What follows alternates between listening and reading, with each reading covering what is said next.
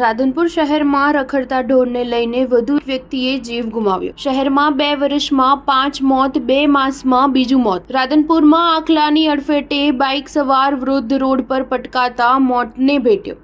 નગરોડ પાલિકા તંત્રને કારણે લોકો ભોગ બનતા જીવ ગુમાવી રહ્યા છે, ત્યારે પાલિકા તંત્રની લાપરવાહી સામે લોકોમાં ભારે રોષ ફેલાયો છે। હાઈકોર્ટની અનેક ફટકાર બાદ પણ રાધનપુર પાલિકા તંત્ર ઘોર નિંદ્રામાં કેમ છે તેવા સવાલો ઊભા થયા છે।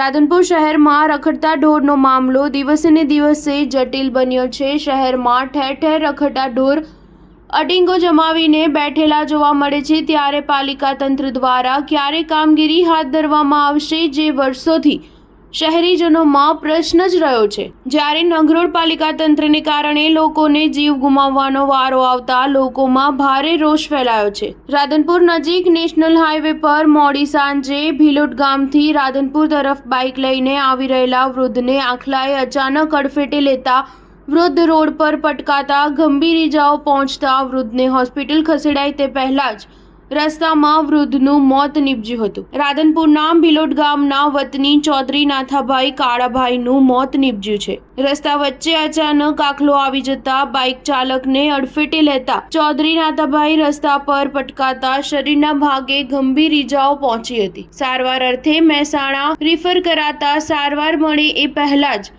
રસ્તામાં તેમનું મોત નીપજ્યું હતું। ચાર ન્યૂઝ 7 રાધનપુર।